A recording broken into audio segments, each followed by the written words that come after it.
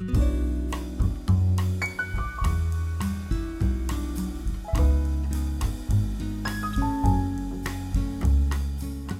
esta pequeña presentación del encuentro de hoy y me parece también del proyecto en castellano, y luego cuando ya me dirija directamente al maestro lo haré en francés. Me parece por una cuestión eh, casi de gramática en el fondo, eh, y, de, y de comodidad propia y de nuestra interpelación cotidiana con él siempre pasa por el francés, así que lo haré de esa manera. Muchísimas gracias a todos por estar aquí, muchas gracias al profesor Carlos Ruta, que aún no lo veo por ahí, pero bueno, espero que llegue por ahí, al director de este centro de hermenéutica, tan laborioso, tan trabajador y tan genial también a su manera, a Marina por haber ayudado con todo este lío y a Diego, que tampoco lo veo por ahí, pero también le agradezco profundamente. Sobre todo a mi maestro de hace ya muchísimos años, Jean-Luc Marion, por compartir nuevamente este espacio del Centro de Hermenéutica de nuestra querida universidad. Para mí es siempre un honor poder intercambiar ideas, dialogar conjuntamente. Y en este caso, lo que nos trae a este encuentro en particular, que compartimos un poco con todos, sobre todo con mis alumnos, que vi algunos de ahí, del seminario de Fenomenología Radicalizada Francesa, que doy en la universidad, y fue un poco a partir de ellos que tuve la osadía de convocar al maestro, y también a partir de un proyecto que llevamos a cabo con él ya hace unos años que venimos hablando de este tema, de realizar finalmente un abecedario Jean-Luc Marion. Es decir, una copia un poco de aquel video que hizo Gilles Deleuze con Claire Parné, en la cual ella le iba dando un término de su filosofía por letra y Deleuze le respondía acorde. En este caso, al tener la presencia, la ilustre presencia del maestro, voy a aprovechar también para, bueno, utilizarlo, digamos, de alguna manera él, en este proyecto que en realidad es un proyecto colectivo, que va a contar con presencias, con colaboraciones de distintos especialistas, teólogos, fenomenólogos de un poco todo el mundo. Sin ir más lejos, aquí hay algunos de ellos. Veo a Stefan Vinolo, a quien saludo y agradezco por su presencia, que va a participar, a Rosaria también. Le digo un par de nombres más, pero bueno, no los veo aquí, tampoco voy a hacer tanto lío. Está Christophe Perrin, Dan Arbib y bueno, y otros. No quiero aburrirlos tampoco con una gran presentación. La idea necesariamente viene como todo acontecimiento del pensamiento eh, eh, definitivo, que es este pensamiento de nuestro invitado el día de hoy.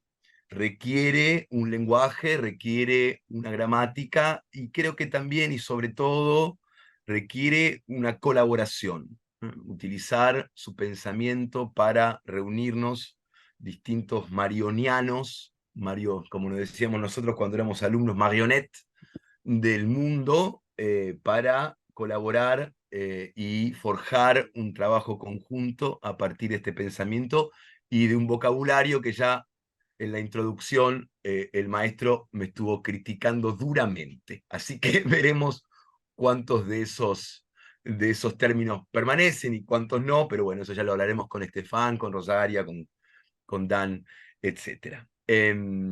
Así que sin más, eh, y tampoco voy a dar una introducción, todos sabemos quién es él, no tiene mucho sentido, es uno de los filósofos más relevantes del pensamiento mundial, y sobre todo en las áreas del cartesianismo, de la teología y de la fenomenología.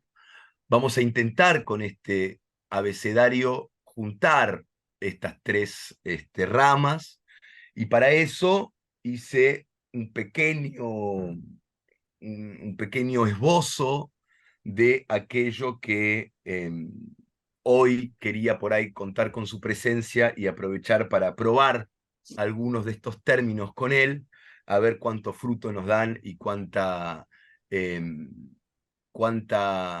jugo le podemos sacar a su presencia, visto este proyecto. Donc, français. Señor Marión, estoy feliz y es un honor para mí tenerlo aquí con nosotros. Yo quería empezar este diálogo con la letra M, porque yo creo y observo en el término metafísica un posible comienzo de pensamiento, no solo para la filosofía, sino también para su filosofía propia.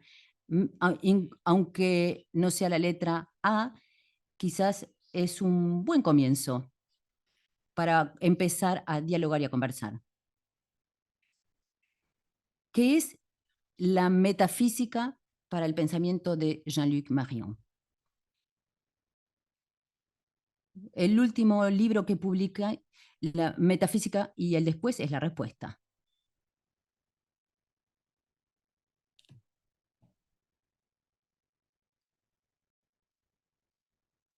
Al comienzo yo fui formado como historiador de la filosofía y creo que mi generación como historiador de la filosofía y de la filosofía medieval y moderna definió el sentido histórico de la metafísica. Cuando empecé a trabajar, el término de metafísica era no histórico. Se hablaba de la metafísica de Aristóteles o de Platón, o la metafísica de Platón, o de las metafísicas medievales, o de la de Descartes, sin preguntarnos si Descartes había usado, por ejemplo, este término metafísica. Una parte de mi trabajo fue preguntarnos si había un concepto de metafísica, si ahí existe una metafísica de Descartes, y ahí traté de ser positivo, pero no en el sentido habitual. ¿Por qué? Porque podemos decir que la palabra metafísica se impuso a partir de Scott.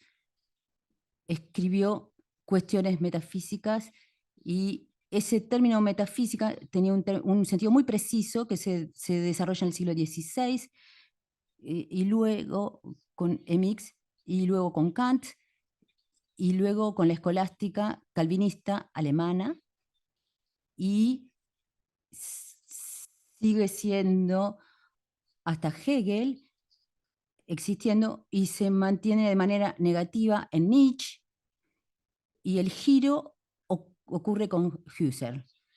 Husserl y con Heidegger. Ellos tratan de mantener la palabra metafísica, pero finalmente la abandonan. ¿Pero qué es lo que ocurrió? En fin, hay una definición históricamente precisa de metafísica. No se puede hablar de metafísica antes de Scott y después de Husserl o después de Heidegger. Pero ¿acaso en una palabra podemos definir a la metafísica? Sí, la metafísica es una ciencia del tiempo y no del ser, como lo demostró Heidegger. Es una ciencia del tiempo a partir de los principios a priori. Es una ciencia a priori del tiempo. Hay principios de identidad, de cordialidad, de no contradicción, son a priori. Hay conceptos a priori del entendimiento, y es dentro de ese marco que estudiamos los diferentes tipos de tiempo, y que definimos también los, como los tiempos regionales para ciencias particulares. La fenomenología, por el contrario, es un nuevo comienzo de la filosofía con una filosofía a posteriori, y el principio de todos los principios de Kant, de Husserl, todo lo que se da en la intuición debe ser recibido por lo que se da. El principio de Heidegger es que hay que dejar lo que se muestra a partir de sí mismo y mostrarse a partir de sí mismo. Así que no hay un a priori en fenomenología. Y eso corresponde un poco con la oposición que hacía Schelling, el último Schelling, la filosofía negativa, es decir, a priori, y la filosofía positiva, es decir, a posteriori. Así que para mí la metafísica no es la respuesta, es la pregunta. Podemos pensar filosóficamente de manera no metafísica. Aquí hay que ver otra decisión que es rechazar que el fin de la metafísica, bien tematizada por Heidegger, sea también el final de la filosofía. La filosofía empieza sin la metafísica.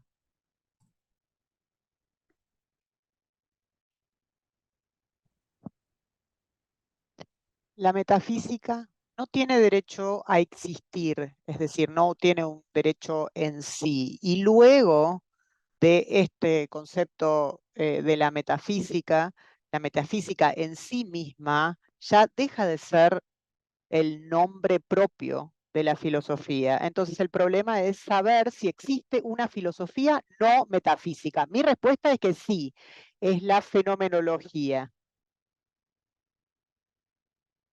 La fenomenología de lo dado. Entonces ese es el tema. Absolutamente. Y de hecho, usted sabe que el segundo término que había elegido encaja perfectamente con el final que usted eligió para concluir su primera intervención, que es la letra P de fenómeno en francés, ¿no? Phénomène.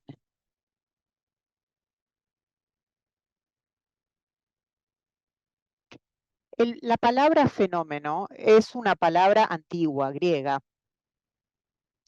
y es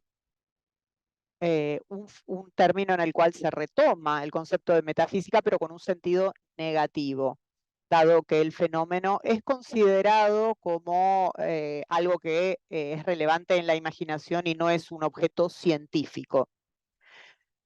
Como definición de fenómeno, es decir, la síntesis hecha por la imaginación, de la intuición y del concepto, el fenómeno es regulado por el concepto, es decir, por las condiciones a priori de la experiencia. Yo propongo comprender la frase célebre de Kant que decía que las condiciones de posibilidad de la experiencia, es decir, lo que sucede a priori de la experiencia, son también las condiciones de posibilidad de los objetos de la experiencia. Pero esta tesis no vale más que para los objetos, es decir, los fenómenos no quedan todos sometidos a las condiciones de posibilidad de la experiencia. Hay fenómenos que en cierto sentido desbordan o contradicen las condiciones de posibilidad de la experiencia. Son los fenómenos y no los objetos. Entonces se debe revisar la noción de fenómeno para que exista un sentido no metafísico del fenómeno. Hay fenómenos que tienen un sentido metafísico si son los objetos, y hay fenómenos que tienen un sentido no metafísico, una validez no metafísica, y es lo que yo llamo los fenómenos saturados. Lo que se debe comprender es que cuando decimos fenomenología no alcanza, porque si pensamos en la primera fenomenología de Husserl, se trata de la fenomenología de los objetos. Significa Gegenstand.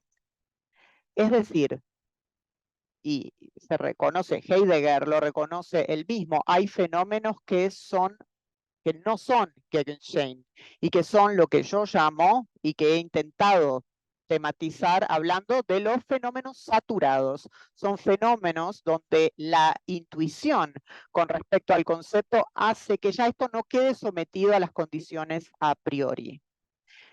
Entonces, evidentemente existe una oposición entre fenomenología y metafísica, sí y solamente si A, tenemos una definición precisa de la metafísica, es decir, la que ya intenté dar, no la metafísica en términos de las grandes preguntas, sino la metafísica con una fecha de nacimiento y una fecha de muerte muy precisas. Y en segundo lugar, si como fenómeno comprendemos claramente que no todos los fenómenos son los objetos.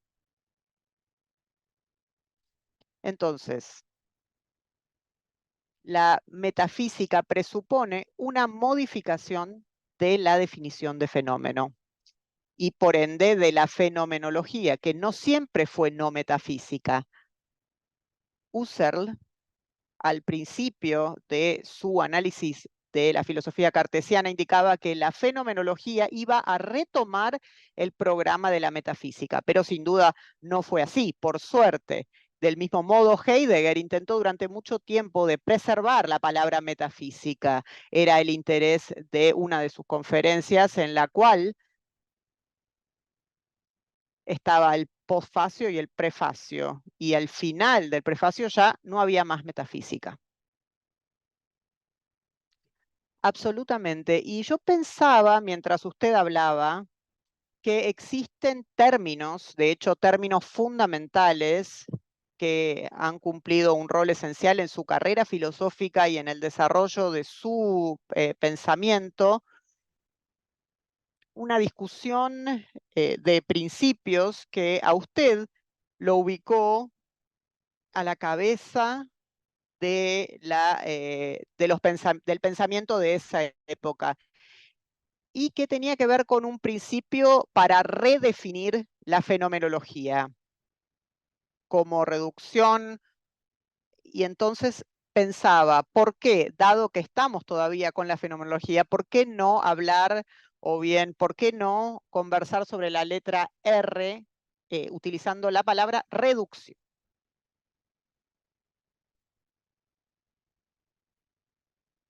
Hay una tendencia en la historia de la fenomenología desde hace ya un siglo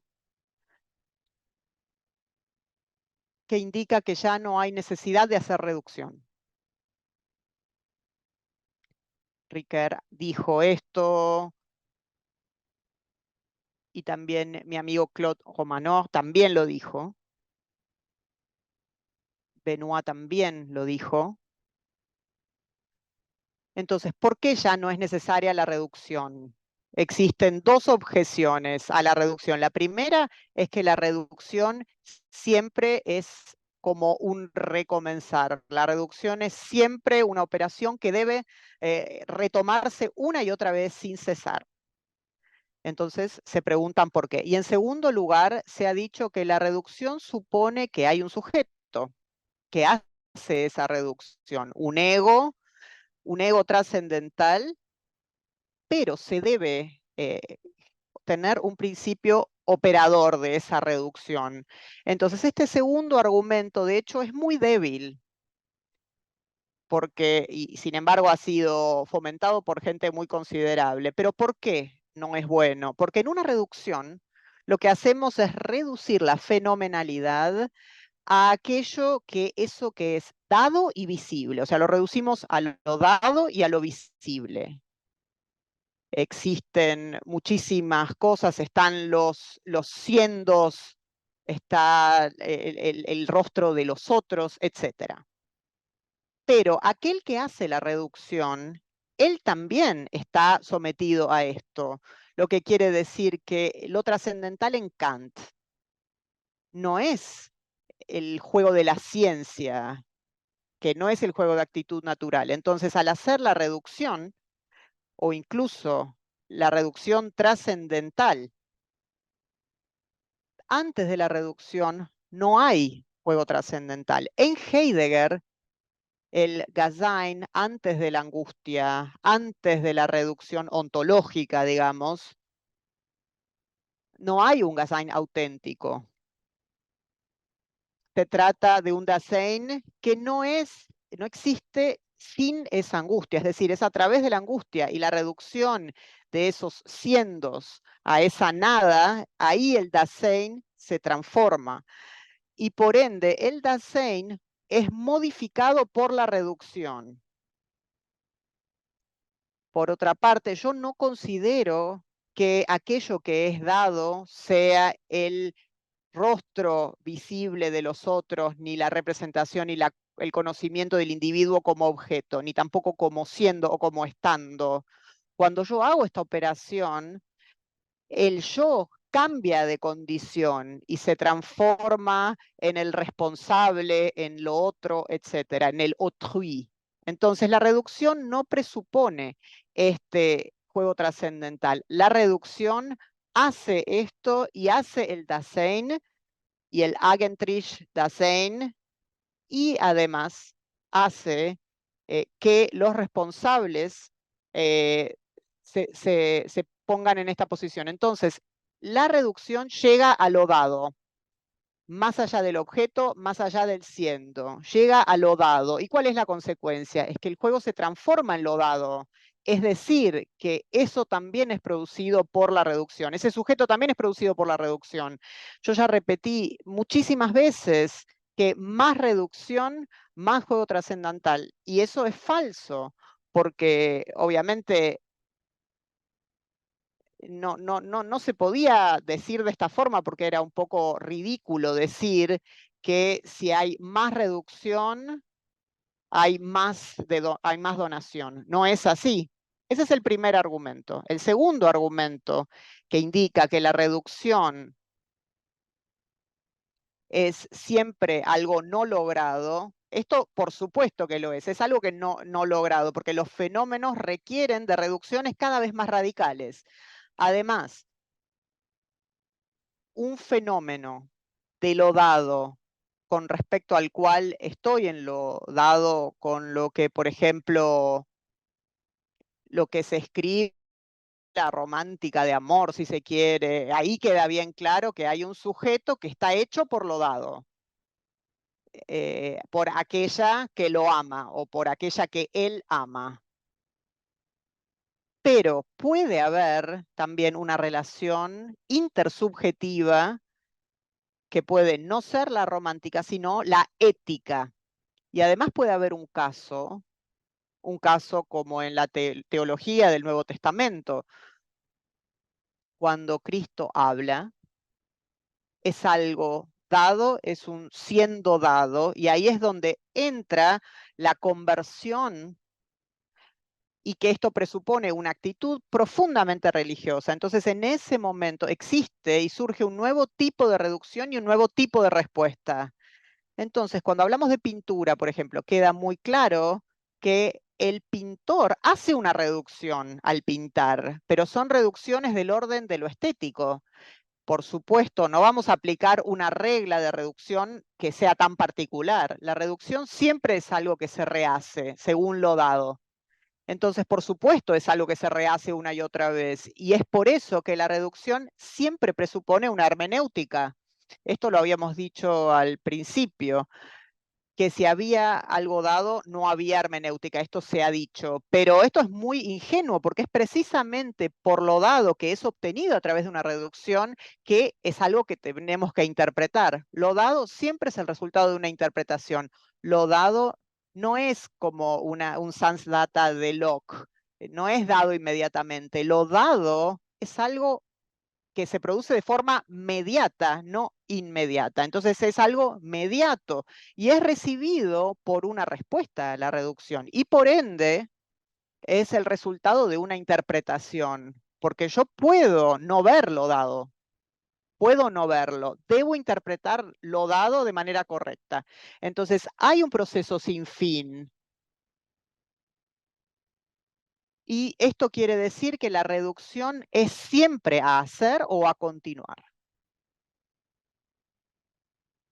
Entonces, en mi acepción de la fenomenología hay una modificación de la noción de reducción. No se debe olvidar de que se trata de un acto. La reducción es un acto y como tal se lo debe hacer una y otra vez, a cada vez. Si uno lo rehace es porque lo hizo en algún momento. Uno no puede decir, uno rehace el acto. No quiere decir que uno hizo mal el acto anterior. Uno hace ese acto varias veces. Es como si dijéramos que como ejecutamos una partitura varias veces, significa que la primera vez que ejecutamos esa partitura de música no la hicimos bien. No, simplemente a través de la ejecución la partitura es lo dado, es lo presente. Es un acto que nos transforma y que nos modifica. Entonces, al mismo tiempo, es una modificación. ¿Entendido? Ahora me parece que es momento de profundizar del otro lado. Es decir, del otro lado de este principio de principios, donación, reducción. Entonces, quizás podemos continuar esta reflexión en torno a la letra D, la D de el don. El don y lo dado. Yo he descubierto, estudiando teología y estudiando un poco la distancia entre estas dos cosas, pero en ese momento, cuando lo estudié originalmente, no había notado que en Husserl todos los fenómenos, sean inmanentes o trascendentes, todos los fenómenos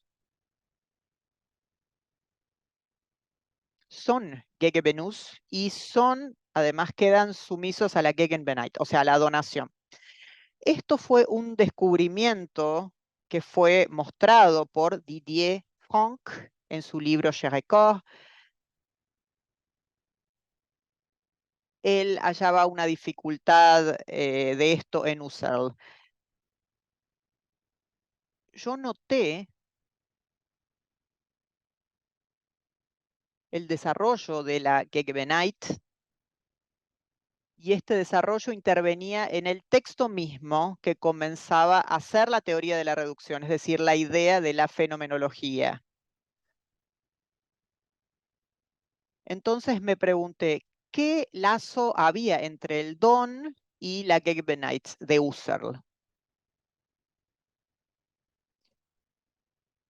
Y recordé una presentación, una conferencia que había hecho en París, y estaba Ricoeur en esa conferencia, y él me dijo, yo hablaba del don y de la donación, y él me dijo, usted no podrá jamás conectar el don en el sentido de, digamos, de lo dado y la Gegenbenheit. No es posible. Era una objeción muy seria, pero bueno, yo me puse a trabajar de todos modos. Empecé a trabajar en mi libro Étant donné, siendo dado, y me di cuenta que los podía conectar, obviamente a condición de criticar a Marcel Mauss, porque en Marcel Mauss, a pesar de lo que dijiste Yenaf y otros, el don es siempre un contradón obtenido en un intercambio. Pero era una discusión también con Derrida, que por supuesto era muy inteligente, y en la refutación de Marcel Mauss, él me había llegado a decir que el don no podía lograrse solamente a través del estado posible. Era una muy buena objeción, pero esto es imposible y esa condición de imposible no aparece sino en la metafísica. Entonces, si lo pensamos por fuera de la metafísica, lo imposible se transforma en posible. Entonces, es evidente que debemos llegar a conjugar el don y, por supuesto, como categoría económica, sociológica del intercambio, y se debe revisar la noción de don, el don sin la reciprocidad. A este punto se puede establecer un lazo entre el don y la donación fenomenológica, donde los fenómenos son dados sin reciprocidad, porque no está constituido a priori por el juego. Entonces ahí, por el yo, perdón. Entonces ahí podemos conjugar el don reducido a la donación fenomenológica reducida en sí misma, sirviéndose de Heidegger o de Husserl, y el concepto de teología del don sin reciprocidad. Un punto muy importante que siempre me quedó en la conciencia, que era verdad que yo estaba forzando un poco a Husserl, tomando el concepto de Gegenbenheit en el sentido más radical del término. porque como decimos en francés, lo estiraba un poco, digamos. Pero esto fue hasta que leí los últimos textos de Husserl. Y entre estos había un texto de la época de la crisis que yo mencioné en la metafísica más tarde, donde Husserl dice: toda donación es primero una predonación. Esto quiere decir, bueno, lo que quiere decir que es una donación que interviene antes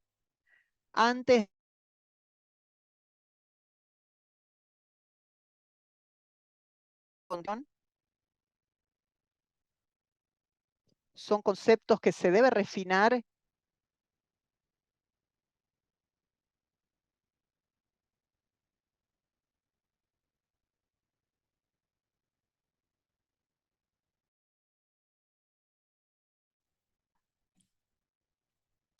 Creo que profundizar también, que bueno, algunos han introducido el problema de ciertos fenómenos que se dan, que aparecen, pero que contradicen los parámetros estructurales de mi experiencia de fabricación de objetos, de fabricación de conceptos.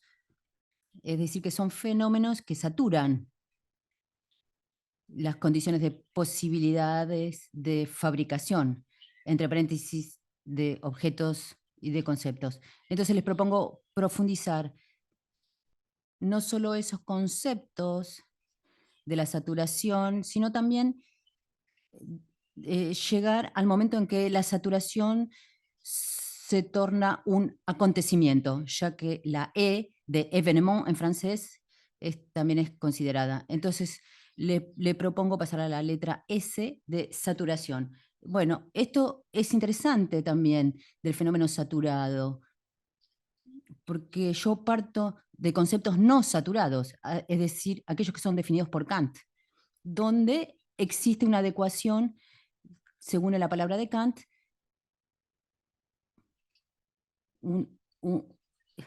entre el concepto y la intuición, y ahí hay un objeto conocido.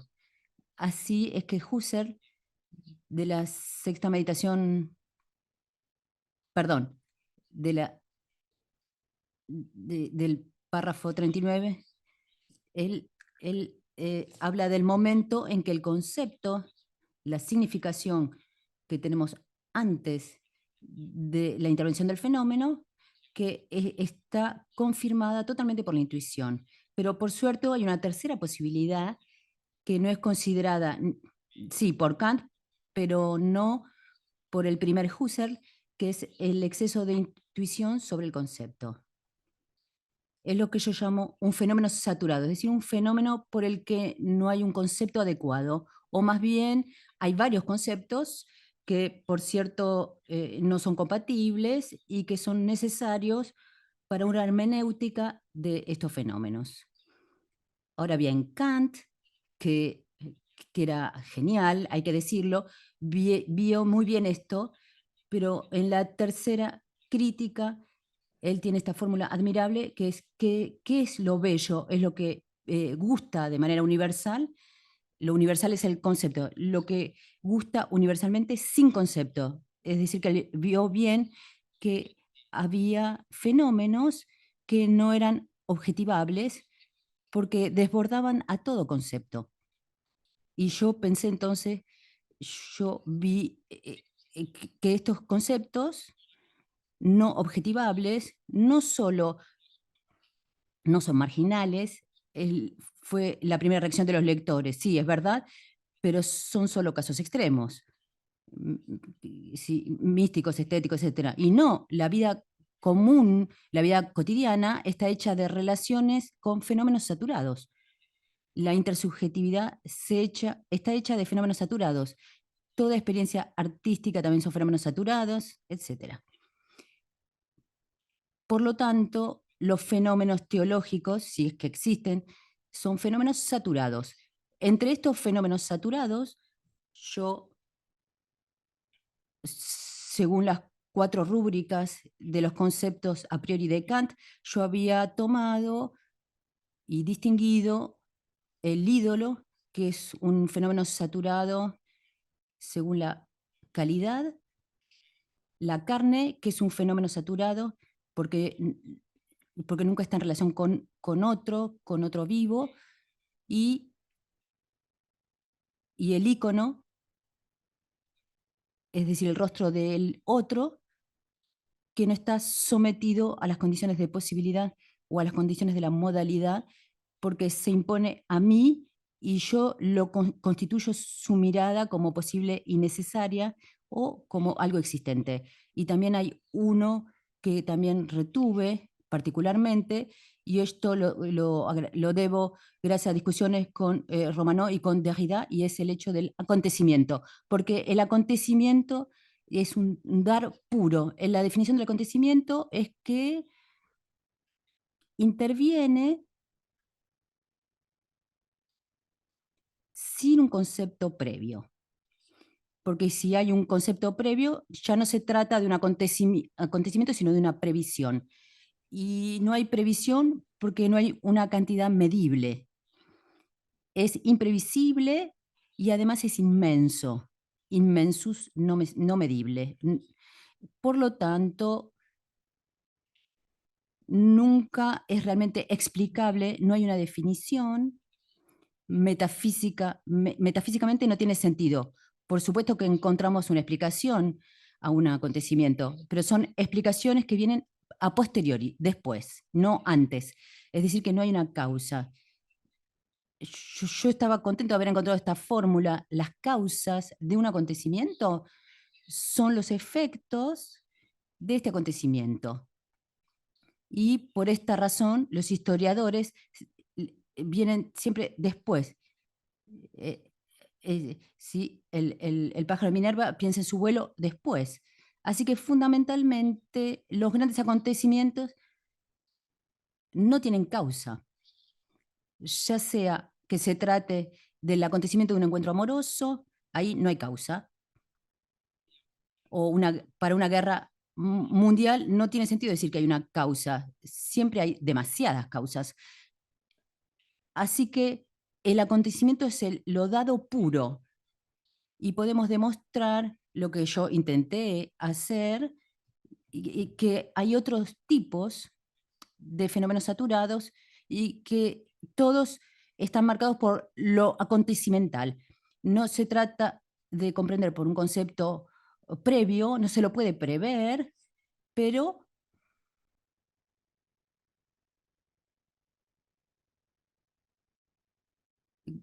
quedan no producibles y no se pueden producir.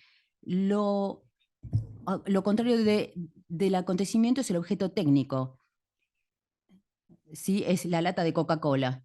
La lata de Coca-Cola es el no acontecimiento por excelencia. Está por en todos lados, no sabemos exactamente cómo se hace, es idéntica a sí misma, es productiva. En sí misma, tal como es diseñada, es un no acontecimiento. Es una parte del decorado, siempre está disponible, siempre es idéntica a sí misma, etc. Lo acontecimental es la forma suprema o primera de la fenomenalidad. Y esto es fundamental porque, por supuesto, la situación fenomenal del mundo está directamente conectada con la situación de los fenómenos bíblicos. Los fenómenos bíblicos siempre aparecen como acontecimientos, por eso no tienen respuesta, no tienen explicación. Y no es porque son irracionales, sino porque se trata de acontecimientos. Sí, eso si la lata de Coca-Cola no está en un cuadro de Warhol, por ejemplo, ahí sí se transforma en un acontecimiento. Pero si Warhol, admitimos que él hace pintura. Si decimos que Warhol hace pintura, sí, podríamos decir que sí, pero esto no es algo obvio, ¿sí? y Warhol reproduce sus mismos cuadros. Bueno, está el problema de la reproducción de la obra de arte, no voy a entrar en eso, pero por supuesto, pero la lata de Coca-Cola puede ser un acontecimiento, porque si estás muerto, uno está muerto de sed y encontrás una botella de Coca-Cola, va a ser un milagro y te salva la vida. Incluso una botella de Coca-Cola puede transformarse en un fenómeno saturado. En ese caso sí. Entonces, los objetos técnicos, en la situación en la que necesitamos de ellos, y si tenemos la impresión de que nunca los encontraremos, cuando nos permiten sobrevivir, en ese caso se transforman. Por ejemplo, un teléfono celular es un objeto técnico, pero en ciertos casos es un acontecimiento que me puede salvar la vida. Así que siempre podemos, por ejemplo, cuando fumo pipa, la pipa es de madera, el tabaco es hierba, etc. Pero yo no fumo pipa porque es linda y el tabaco es bueno, sino yo fumo porque soy un fumador maníaco de pipa, ¿sí? Es una relación personal que tengo con mi pipa. Entonces, en ese caso, podemos observar que la pipa, hay un poema que se llama sobre la pipa de Baudelaire, por ejemplo, cuando Baudelaire describe su pipa, en ese caso ya no es un fenómeno saturado, más que un objeto técnico. Por eso yo estoy en contra del cigarrillo electrónico.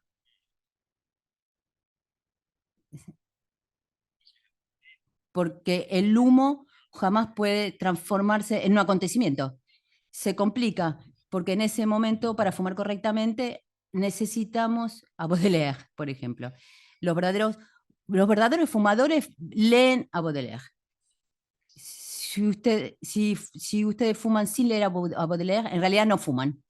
Hay un acontecimiento que es un fenómeno saturado, porque es un encuentro, porque es un fenómeno fundamental en la vida de todos, porque ese fenómeno nos da sentido a nuestra existencia, y quisiera en este caso hablar del fenómeno erótico.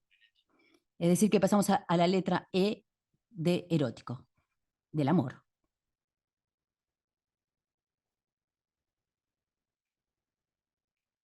El punto de partida para mí fueron varios hechos, pero uno es el hecho cultural, es decir, que estamos en una sociedad y en un estado de la literatura y del arte profundamente no eróticos, porque nosotros hemos reemplazado al erotismo por la pornografía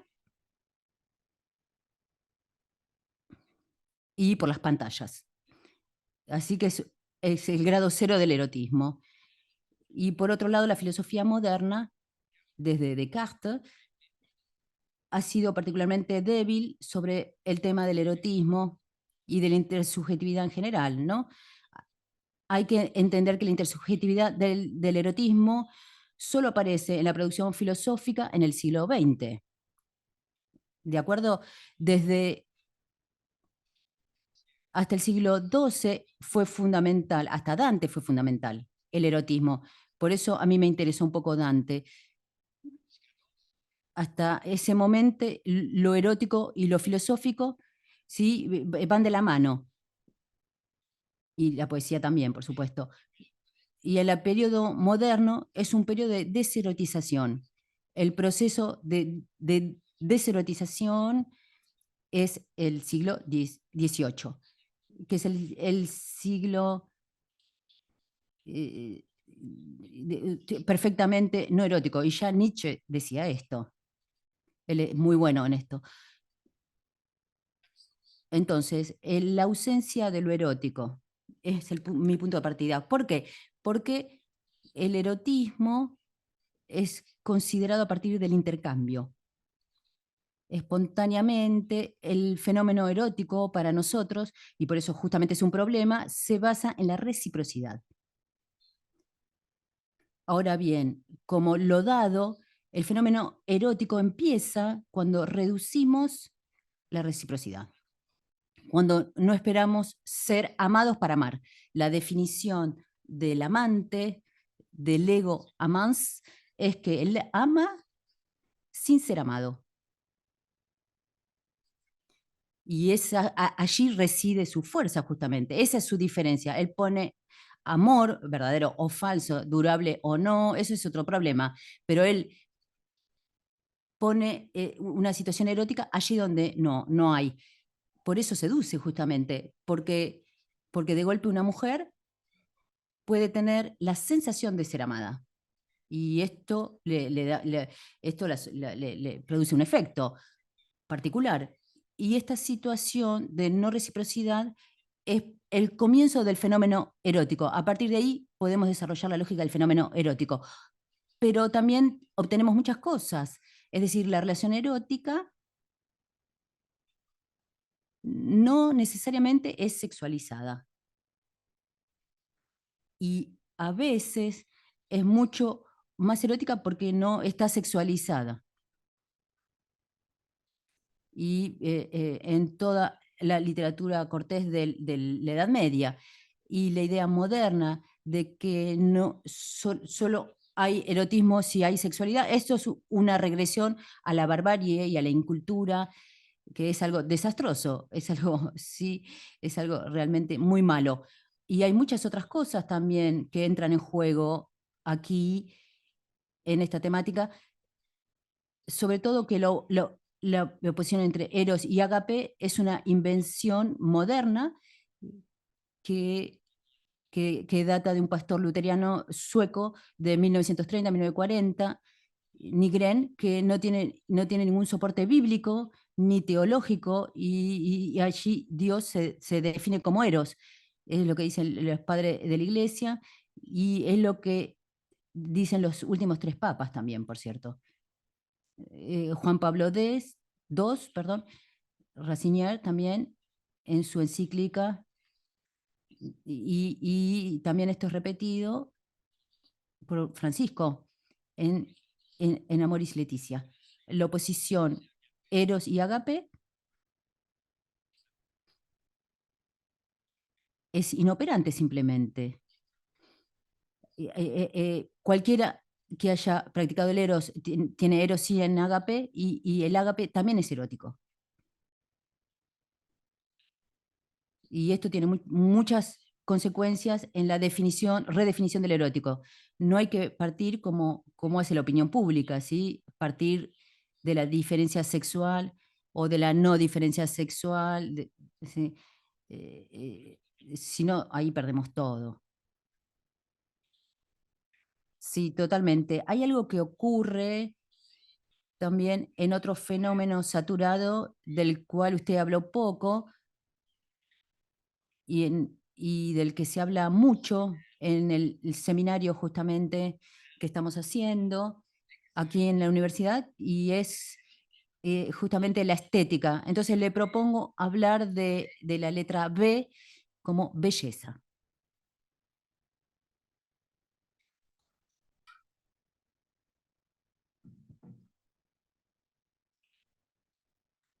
En realidad, bueno, la belleza no sabemos qué es. No sabemos qué es la belleza. Yo no conozco una definición de la belleza. Podemos dar definiciones de belleza a través del equilibrio, la armonía, la medida, pero en realidad no hay una definición de la belleza. Y por una razón fundamental, y es porque no existe un concepto de lo bello. ¿Sí? Kant tiene razón. Cuando está lo bello no hay concepto, y entonces no hay un concepto de lo bello. Es algo, bueno, es un problema, pero es así. Yo creo que es un punto en común con la vida en filosofía. Los filósofos hablan relativamente poco de la vida, y cuando hablan mucho de ella, nunca dan una definición, quizás porque no existe una definición de la vida.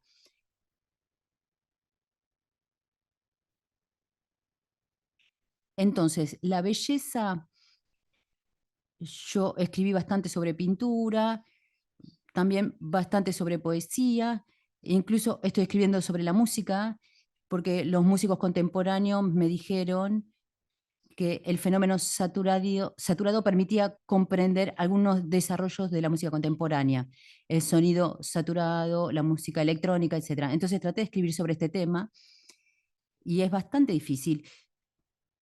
Yo considero que es muy difícil hablar de la belleza,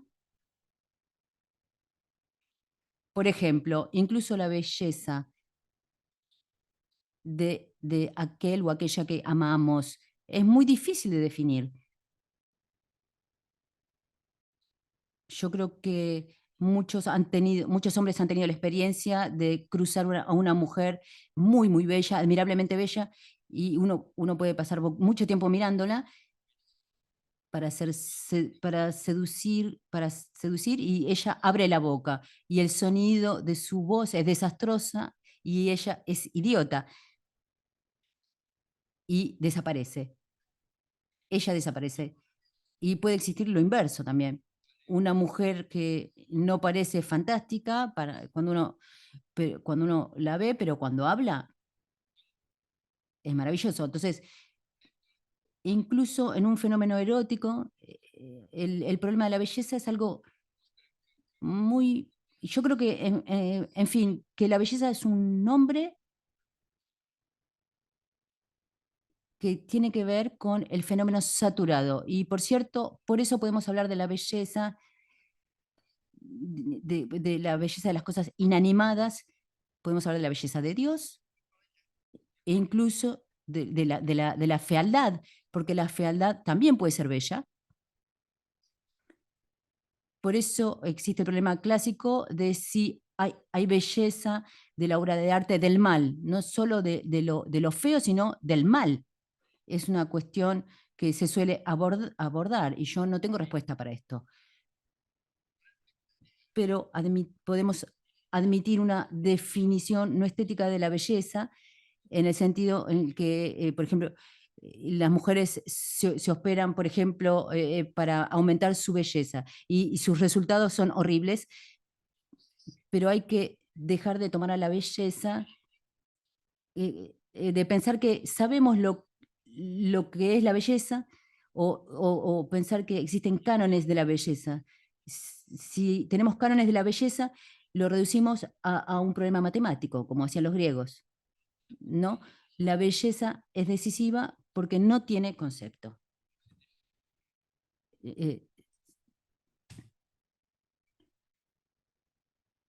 Quizás es un comienzo. Y pensaba también a través de esta falta de concepto, cómo podríamos profundizar en esto y quisiera también darles la palabra a los otros colegas que están aquí hoy, pero quisiera hablar antes de la letra G, de Gloria, Gloire, que quizás carece de concepto también. La gloria es la aparición de la cosa en sí.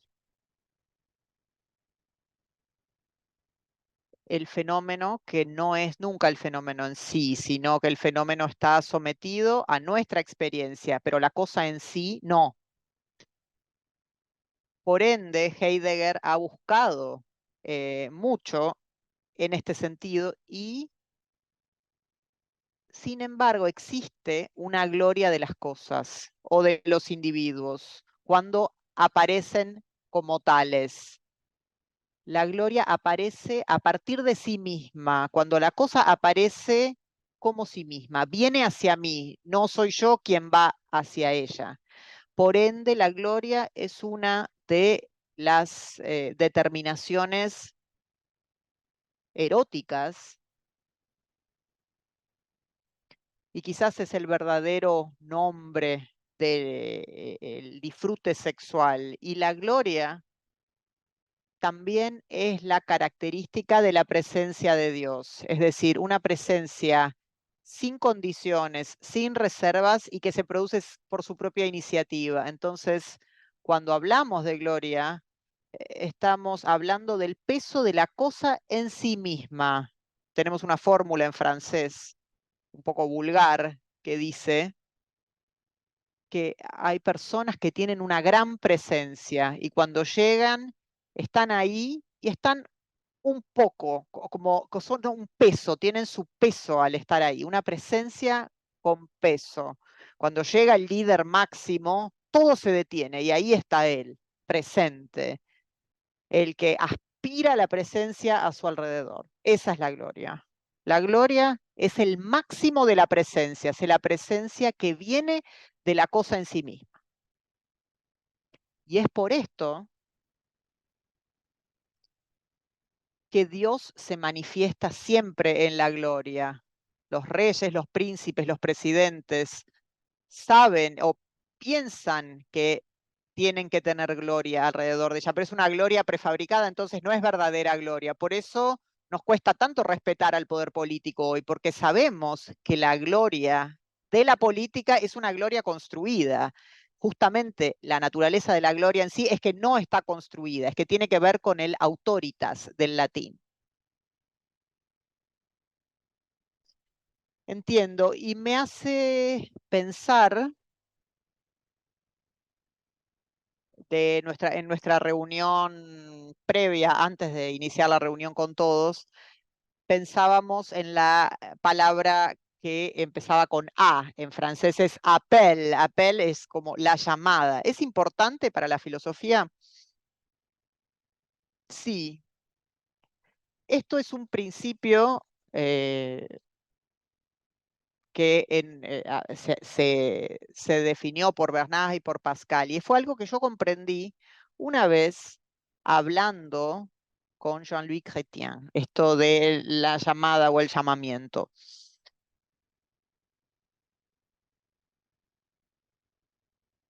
El contenido de ese llamamiento está siempre en la respuesta, es decir, esa llamada puede ser una ilusión de llamada, puede ser una llamada silenciosa, puede ser incomprensible ese llamamiento, y sabemos lo que puede querer decir, al menos parcialmente, a través de la respuesta.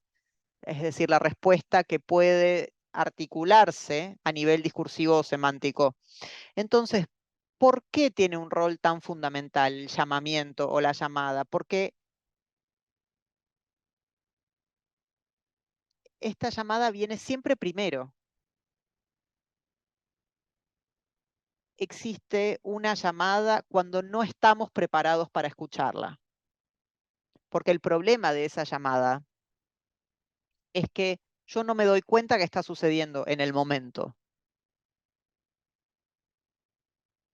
Si alguien grita mi nombre en la calle, yo no sé si lo escuché bien, yo no sé si se están dirigiendo a mí, no sé qué quiere decir, no sé si quiere decir que me han reconocido, no sé si me van a asesinar, no sé qué va a pasar, o si quiere decir que estoy a punto de chocar contra un auto y me están tratando de advertir. Esa llamada, ese llamamiento, es en cierta forma inaudible, no es realmente escuchada esa llamada, no transmite información. Esa llamada no dice nada, simplemente se dirige a alguien.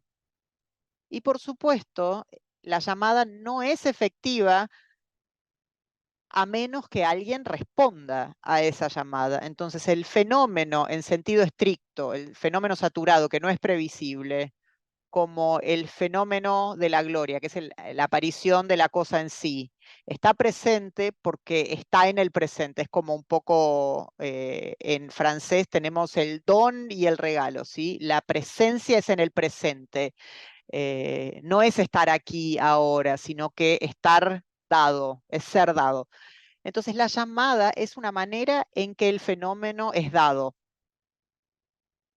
Entonces, mi primera palabra será siempre una segunda palabra. Siempre será una respuesta. La primera palabra en realidad es una segunda palabra. Este es un punto fundamental. De hecho, cuando Descartes dice, yo pienso, esto va a quedar demostrado en el texto, porque dice que, primero dice que si el Dios Todopoderoso me engaña, entonces yo soy o yo existo. Entonces, antes de decir ego, dice me engaña. Si Dios me engaña, entonces yo existo. Por ende, cada vez que dice yo soy o yo existo, es una consecuencia, es una respuesta, pero la primera palabra del ego no es el ego o el yo, sino el me engaña. Entonces ahí está la llamada. La llamada es la forma no trascendental del yo, cuando el fenómeno no es un objeto. Yo no digo yo, digo me. Digo, es para mí, es a mí, como en el cuadro de Caravaggio, donde el Cristo hace una llamada, un gesto de llamamiento que es reproducido por San Pedro, y hay un personaje frente a él en el grupo, en el suelo, que hace, o sea, que se muestra a sí mismo como diciendo, ¿es a mí a quien usted le habla? You speak to me. ¿Usted me habla a mí? Como Robert De Niro, ¿no? Perfecto. Exactamente, un fenomenólogo, un verdadero fenomenólogo.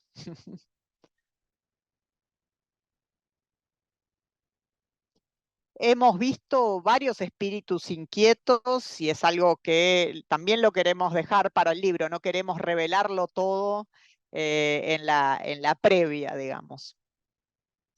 Con Fabrice, que está aquí, cuando hacíamos la lista, siempre teníamos algunos problemas en francés para encontrar la Y, la X y la Z. Entonces, para terminar, quizás usted podía hablarnos de la importancia en su filosofía de la letra Y como el Yahvé, como Dios, como el Señor, el Yahvé.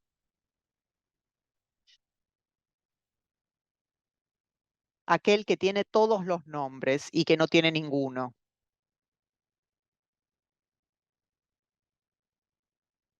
Para este sin nombre y para aquel que puedo citar a, a un autor, Jules Renard, un filósofo francés, un ateo banal, que dice, Dios, coma, aquel que todo el mundo conoce como por nombre, de nombre. O sea, Dios, coma, aquel que todos conocen, coma, de nombre. Es una teología maravillosa y perfectamente exacta. Aquel que todos conocen de nombre. Y es por eso que tiene nombre. Y es un nombre, pero es un nombre que no pronunciamos. El nombre que no pronunciamos es su nombre.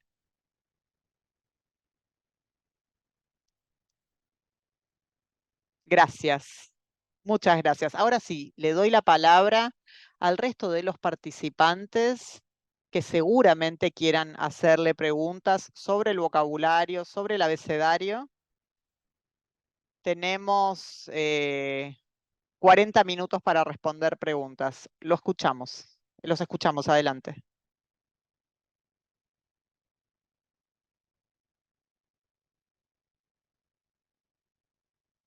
Muchísimas gracias y gracias, Santiago, por este encuentro que han organizado. Tengo una pequeña pregunta para hacerle sobre una letra de la cual Santiago ya habló, pero me parece que en su filosofía hay un concepto que no es un gran concepto técnico de la historia de la filosofía, pero que sin embargo me parece muy interesante y también muy productivo.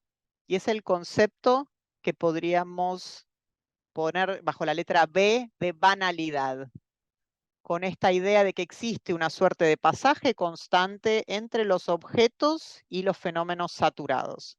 Entonces, la pregunta es, ¿todo puede transformarse en un fenómeno saturado? Es una excelente pregunta y es realmente central, porque como yo indicaba cuando hablaba de fenómenos saturados, muchas personas me dicen, quizás en algunos casos excepcionales, pero yo inmediatamente pensé en la banalidad del fenómeno saturado, porque el fenómeno saturado requiere de una hermenéutica, requiere de una interpretación. Y entonces no tiene conceptos adecuados, es decir, que se fija, no es que se fija un significado unívoco, hay que interpretarlo para lograr comprender que, es decir, la pluralidad o la complejidad de los conceptos.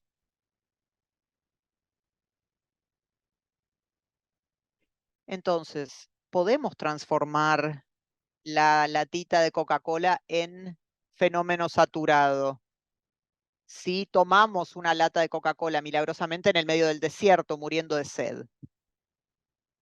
Pero Heidegger,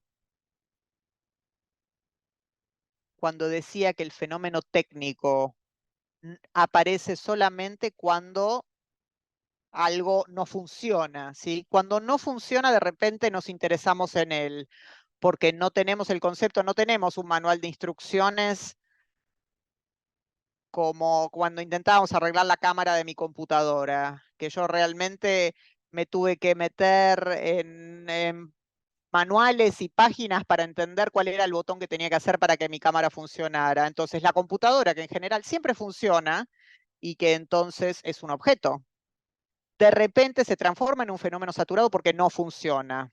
Entonces, existe una banalidad del fenómeno saturado que depende de nuestra relación con él. Es decir, ¿podemos hacer de este fenómeno un objeto o es que debemos renunciar a transformarlo en un objeto?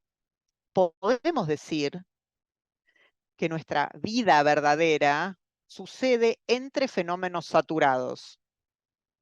Esto quiere decir, ¿cómo lo puedo decir?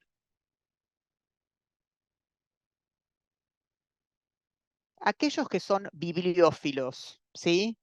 No se interesan a lo que hay dentro de los libros, sino que se interesan en la fecha de publicación, en la información que rodea el libro,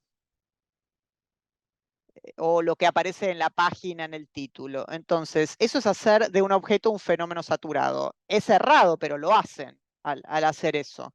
Queda claro que cuando bebemos vino, por ejemplo, tomamos vino, puede ser porque tengamos sed, pero alguien que ama el vino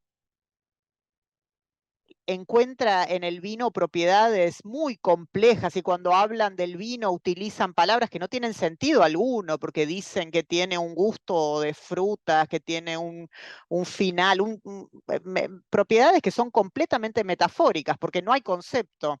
Cuando ustedes beben un gran vino y se pone a hablar de ese vino como un fenómeno saturado, cuando alguien está enamorado, dice que encontró una persona extraordinaria y todos los otros que conocen a esta persona no les parece que sea extraordinaria para nada, pero este hombre ha hecho de ella un fenómeno saturado. Entonces está claro que esa transición de objeto a fenómeno saturado es permanente y en ambos sentidos. ¿Cuál es la diferencia entre, digamos, entre muchas cosas hay diferencias? De hecho, ni siquiera a veces es la experiencia psicológica que tienen. Un creyente no tiene más experiencias que el ateo, sino el hecho de que para uno es una cuestión regulada, tiene un concepto mínimo que le alcanza para no creer en Dios y el otro tiene un concepto que se renueva indefinidamente y eso es lo que hace que crea en Dios.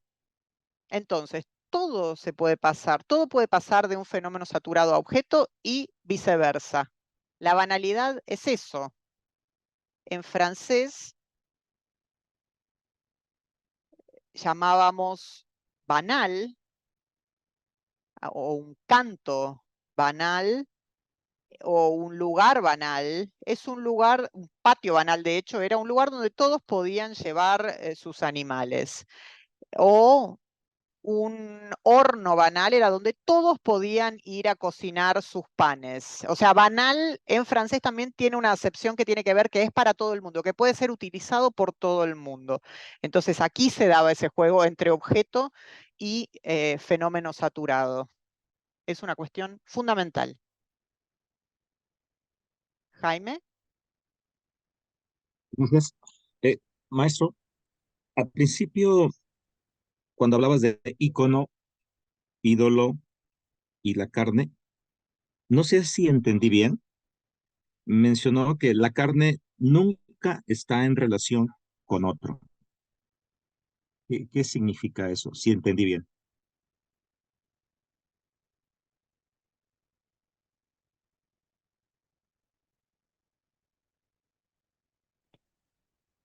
La carne es en el sentido de mi carne viviente y no tiene relación con otra carne por varios motivos. Primero, porque yo no puedo sentir jamás lo que siente la carne de otro. Lo que siente otra carne, yo mismo jamás la puedo sentir. Es un problema de la relación sexual también. En segundo lugar, mi carne no es solamente sentir otra cosa, sino de sentirse a sí misma. Y yo me siento a mí mismo, aún así cuando no siento ninguna otra cosa como yo. El mejor ejemplo de lo que Michel Henry llamaba autoafección es, por supuesto, el sufrimiento físico, donde yo siento mi carne, pero el sufrimiento físico no viene siempre desde el exterior, ni siquiera viene siempre por una enfermedad. Puede también venir de la ausencia de la cosa exterior. Por ejemplo, cuando tengo hambre o cuando tengo sed, siento mi carne a la cual le falta nutrición o bebida. Yo siento mi carne por ausencia de algo. Es porque no siento nada que sufro en mi carne. Entonces, mi carne es autorreferencial. Entonces, decir y aplicar la relación de causa y efecto, la relación de sustancia y accidente, la relación de sustancia a sustancia, es posible para todo excepto para mi propia carne. Y eso es algo central. Por supuesto, fue desarrollado en principio por Michel Henry, pero Michel Henry hablaba solamente de este fenómeno saturado. Pero es un punto fundamental. Gracias.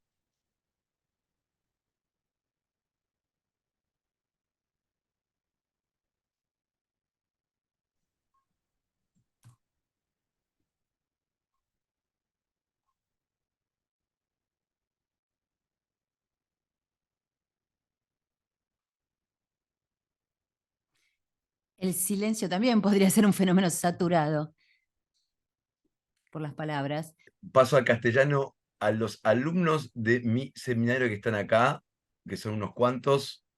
Esta oportunidad no se va a dar muchas veces, así que adelante.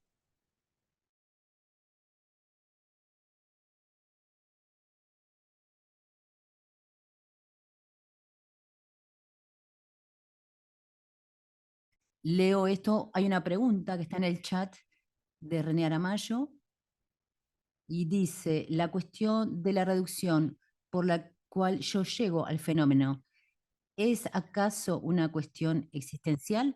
Sí, por supuesto, por supuesto. Yo creo que cada vez que hacemos una reducción, el tema de la reducción es en sí mismo, está en sí mismo reducido, transformado. Esto es verdad para el Dadaín, que pasa, perdón, es verdad por el yo que pasa a ser un yo trascendental, también es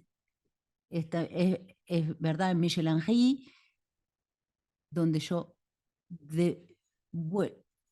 vuelvo mi vida afectada por sí misma, etcétera.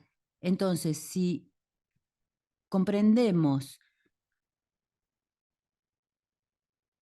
por existencial a una transformación del operador de la reducción, la respuesta es sí.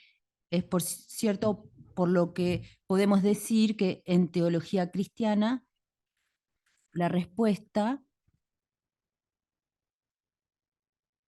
al llamado supone una conversión. La conversión es una manera de decir que no hay una reducción sin modificación existencial del que opera la reducción.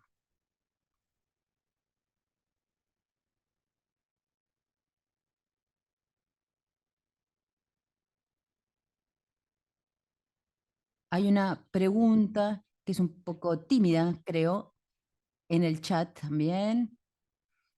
Yo presento, es uno de mis estudiantes que es una tesis sobre usted, que se llama José Mariano Iturbe, hace una tesis en México, que codirijo su tesis y yo creo que es tímido, por eso creo que no habla, o quizás es por problemas técnicos, por un disfuncionamiento de lo técnico. Él hace una tesis justamente sobre lo erótico y la ética, lo que él llama la ética erótica en su trabajo. Su pregunta es, ¿la ética es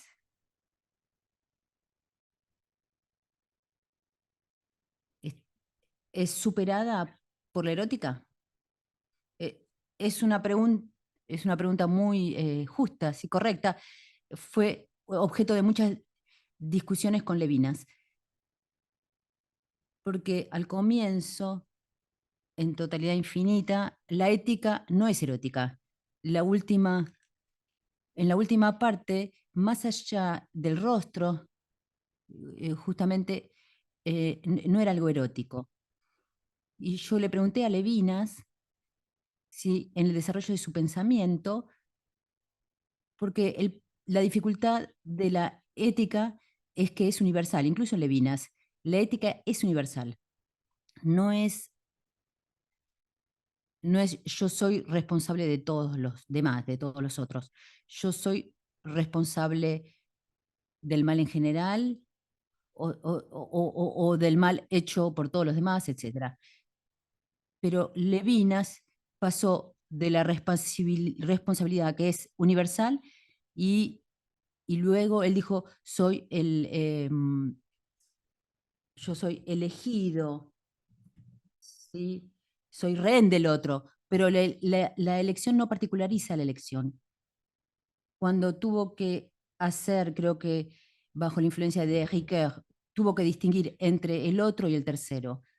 El tercero es lo universal, entonces el otro no es lo universal. Ahora, yo terminé preguntándole si no creía que desde hace un tiempo ya no hacía más ética él. Ya no, ya no se trataba de ética en la filosofía primera. Es verdad, cuando él se enfrentaba a Heidegger en la ontología y la ética, ahí sí, la ética era la filosofía primera y no la ontología. Pero cuando nos ocupamos de particularizar la relación con el otro, yo soy rehén identificado como tal, y él no es el tercero. Entonces, cuando distinguimos mi responsabilidad respecto del otro y el tercero, particularizamos al otro. Y hubo este último texto, la última intervención pública de Levinas, que fue publicada con el título Otra manera de conocer. Hubo una discusión pública donde le pregunté eso. Usted tendría que decir algo ahora sobre esto. Y Lyotard estaba allí también, y Pierre-Jean Lavarrière también estaban, y le decían, no, no diga sí. Marion le hace tener miedo a la teología, sea consciente de ello. Y él dice, no, usted tiene razón. Me dijo, durante mucho tiempo no quise usar la palabra amor porque es una palabra banal, desvalorizada, o por el contrario, es demasiado excepcional, pero ahora creo que tengo que decirlo, sí. Sí, porque creo que al final eso tenía que ver con lo erótico, lo que decía Levinas. Por eso, justamente, él tenía una relación cada vez más estrecha con los cristianos y con los teólogos. Así que creo que yo desconfío mucho de la teología moral, porque creo que siempre se trata de un desarrollo de la teoría del derecho o de la moral kantiana. Y en el cristianismo, en realidad no hay una moral. Por supuesto, no hay que exagerar con la frase de San Agustín de ama lo que quieras, pero todo depende de la manera,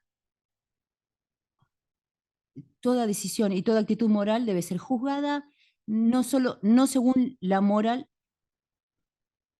¿sí? Hay personas personas muy morales que desde el punto de vista del ágape se encuentran en la miseria. Hay personas que a veces no son muy morales, aparentemente, y son héroes del ágape. Y creo que fundamentalmente, si tenemos una crisis de moral hoy, porque es justamente porque se trata de moral, las decisiones morales son retomadas desde el punto de vista del amor, y entonces una moral ahí sí vuelve a ser posible.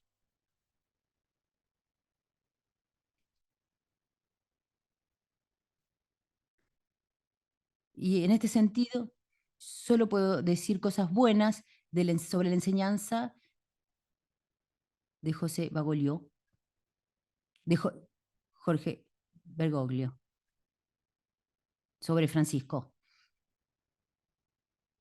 Tomás de Rosademont. Sí, sí, hable. Perdón. Francisco, adelante. Oye, puedo hablar, gracias. Muchas gracias, Santiago, por este espacio y gracias a Laura y a los de Hermenéutica. Y merci, monsieur profesor Marion, por la presentación et pour les réponses. C'est vraiment... Por las respuestas y por la presentación muy interesante. A mí me interesa mucho conocer la relación entre el don y la fenomenología del don y la diferencia derridiana.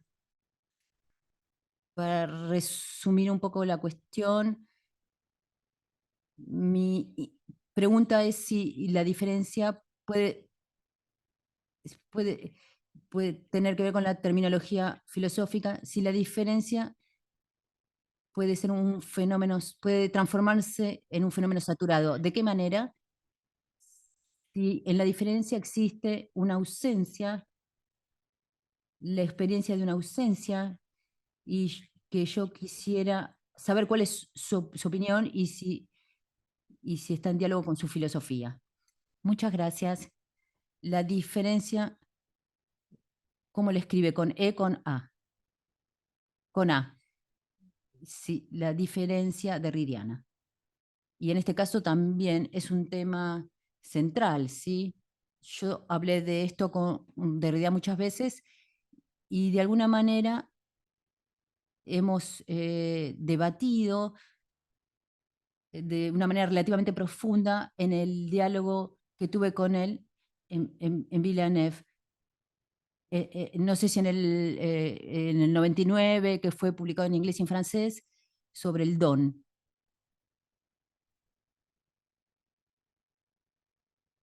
Entonces, para Derrida, la diferencia hace que nunca haya presencia y por eso el don siempre es imposible e invisible. Entonces, se trata de una posición para mí que es metafísica. Es decir, si no hay una presencia, la diferencia con A anula a la presencia. Y yo creo que esto es cierto, es algo justo. Sí, es algo realmente notable lo que encuentra. Pero la presencia, entonces, es definida de manera metafísica, es decir, que no hay una parusia denuncia, incluso en Aristóteles. Esto es la paradoja del tiempo. El tiempo es el presente y el presente no es nada. Pero la cuestión de saber si el presente se define por la presencia. Para Derrida es algo obvio esto. Él es hegeliano, ¿sí? Derrida, en este sentido. Y yo respondía que el presente, en el sentido de parusia, es un presente en el sentido de un don, un gift, porque el presente nos llega. No podemos preceder el presente, ¿sí? Sí, hay que consumirlo inmediatamente. No, la mana, ¿sí? No podemos consumirla, no podemos hacer una provisión de presencia tampoco, del mismo modo. Solo podemos recibir a la presencia y solo la podemos recibir como un don, y por eso ¿sí? En el rezo nos dicen, danos el pan de hoy, porque Dios no da el pan para siempre, Él nos da el pan cada día. Y por eso el presente es como el pan, hay que recibirlo todos los días. Y entonces, solo podemos salir de la aporía metafísica de la no presencia, pensando a la presencia como un presente y por tanto como un don. Y como Derrida rechaza esto, él me decía, no hay una presencia, no está lo dado, está la coa. La cora era el nombre que se le da a lo no dado. Es decir, la explicación, y duró mucho tiempo, fue un largo diálogo, pero para mí fue esencial porque era algo muy claro. Nosotros estábamos muy de acuerdo sobre el desacuerdo, en realidad. Hölderlin dice en alguna parte, yo cité esto, él decía que el tiempo nos es dado con una precisión misericordiosa. Con misericordia y con precisión, el tiempo es dado. Exactamente, él decía eso. Muchas gracias. Leo a Tomás, que le agradece mucho y quería preguntarle si tiene sentido en la actualidad estudiar profundamente la metafísica clásica como la de Santo Tomás, Aristóteles o Platón, teniendo en cuenta que existen aspectos de la realidad que esta metafísica no han podido abordar correctamente. Hay que hacer dos observaciones. Primero, habría que probar que Platón, Aristóteles o Santo Tomás hacían efectivamente metafísica, algo que yo en realidad no creo realmente en esto. Al menos ellos no utilizan la palabra metafísica, y como traté de demostrarlo en el último capítulo de Dios sin serlo, Santo Tomás de Aquino no tiene deontología. Así que se hace de manera metafórica, pero por supuesto que en estos pensadores, hasta la aparición de la metafísica como sistema y con el concepto unívoco del tiempo. Eso es lo que hace la metafísica, el concepto unívoco del tiempo. Sí, hay que ver los trabajos de Coutin, de Espósito y de muchos otros.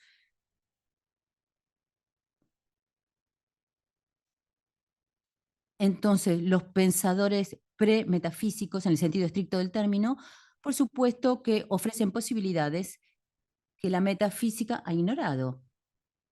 Eso es evidente. El neoplatonismo, pero no solo eso.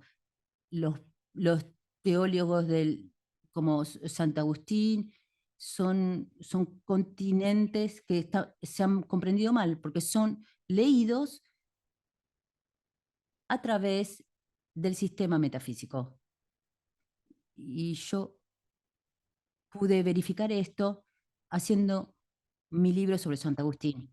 La dificultad que encontramos en San Agustín es que lo queremos leer con conceptos neotomistas y eso genera dificultades, porque San Agustín no tiene que ver con esto. Y hay otra manera de plantearse la cuestión, y es si acaso en los filósofos metafísicos, si allí solo hay metafísica, y la respuesta es no. El ejemplo de Kant, que define a lo bello como aquello que gusta universalmente como concepto, es una definición negativamente metafísica. Él siempre encuentra algo más que lo que la metafísica le permitiría decir. Schelling también.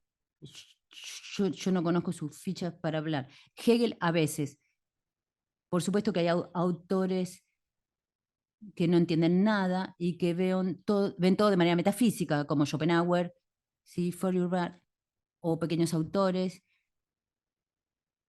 como Golf también, o Spinoza, por ejemplo, es uno de los autores más cerrados que yo conozco. Si tiene que decir una tontería, él la dice. No entiendo cómo alguien puede ser espinosista, de verdad. Spinoza es alguien que hable del amor intelectual de Dios y dice que el amor intelectual de Dios supone que Dios no nos ama. Y él dice también que él experimenta y que siente que es eterno. Y eso no quiere decir nada, que puede conocer las cosas como las conoce Dios. Eso no quiere decir nada, que piensa en todo salvo a la muerte. En fin, sí, evidentemente no leyó a Heidegger. Es decir, que no tiene sentido para mí. Ustedes tienen, hay algunos que son archimetafísicos y de estos no se puede esperar nada, incluso nada. O incluso se los puede leer al contrario. Por ejemplo, Descartes, como los grandes. Él hace metafísica porque él inventa el concepto de objeto, así que él hace ciencia, etc. Pero también es alguien que quiere una doctrina de lo infinito, de aquello que es conocido como algo incomprensible. Y entonces empieza a hablar el lenguaje de los padres de la iglesia. Solo podemos conocer a Dios lo que no es. Solo podemos conocerlo como algo incomprensible. Y eso es algo no metafísica. Y Descartes es un gran filósofo. Él hace metafísica y hace también no metafísica. Yo traté de explicar esto en mi último libro, La metafísica al límite. La metafísica tiene un límite, perdón. Muchas gracias. Leo una pregunta de Jorge Sultado, quizás la última, pero debemos terminar a las 17, ¿sí? Por el tema de la traducción y por usted también, porque debe estar cansado. Sí, sí, sí, ¿cómo podemos establecer la relación entre la fenomenología que usted propone con la ley natural y en la conciencia de la persona también? Esta pregunta, esto lo hago desde la filosofía del derecho en la que trabajo. Jorge Alonso Benítez Hurtado. Esto es una cuestión abierta, es muy difícil de definir. Es difícil definir en la filosofía del derecho en oposición al derecho positivo, al positivismo jurídico, digamos.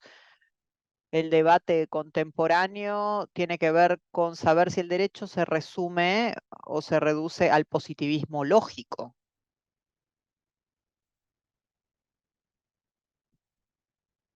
Si todo el mundo está como dice Carl Schmitt, y quién era antes que él, no recuerdo, el gran jurista de positivismo lógico, ¿cómo se llama? Bueno, mi interlocutor lo conoce seguro, no puedo recordar su nombre.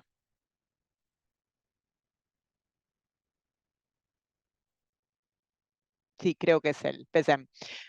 Actualmente el problema, Dussel,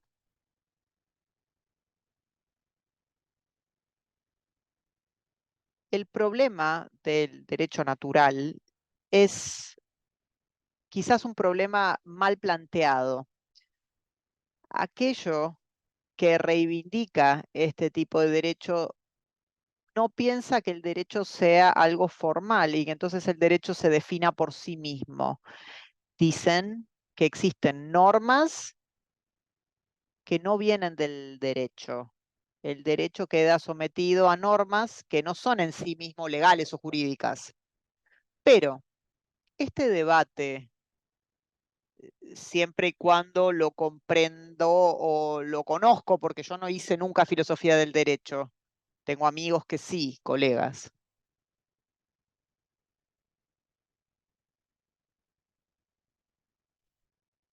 La filosofía del derecho natural retoma a Santo Tomás y a Aristóteles.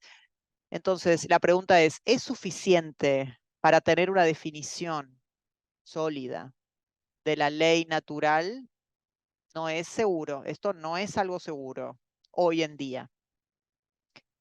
Entonces, yo estoy en contra del positivismo jurídico, pero para estar o para resistir al positivismo jurídico, si es que podemos resistirnos, porque hoy en día reina, yo no me apoyo sobre la ley natural, porque eso no sé exactamente qué es, pero hay otra posibilidad en la filosofía del derecho y es la filosofía y la teología del bien común. La teología del bien común fue definida notablemente bien por alguien que no es muy leído, pero que ha sido editado y publicado nuevamente en francés porque es un hombre francés, es el jesuita Gaston Fessard. En la actualidad histórica, el bien común. Él es un hegeliano de formación y definió una teoría del bien común. El bien común es una realidad que no es formal. Es decir, el bien común, y hay diferentes grados de bien común, es lo que ningún bien particular puede lograr y no puede tematizar tampoco. Por ejemplo, la cuestión del clima es un problema muy típico del bien común. Reaccionamos ante el clima porque hay una crisis que afecta a un bien que no es definida formalmente. Es decir, es un bien real, es un bien material, pero que sin embargo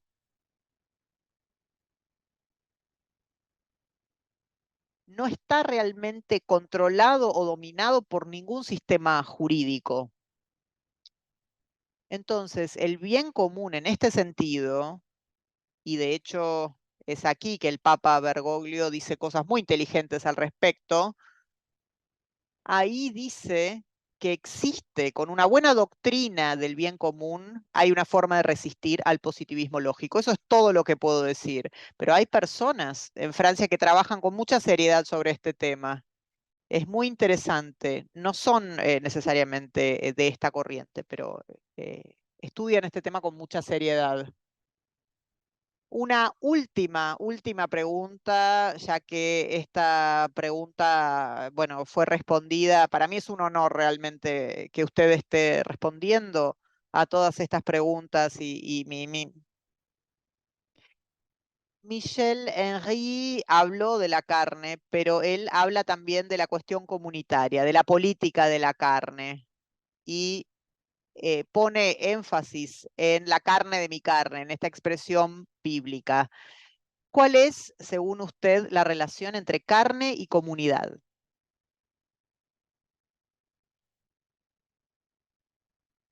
Es difícil responder a esto, porque uno puede pensar que la carne, o sea, esto es lo que dice Michel Henry, la carne, y existe una sola carne en el mundo y es la mía. Eso es lo que dice Henry. Hay una sola carne en el mundo y es la mía.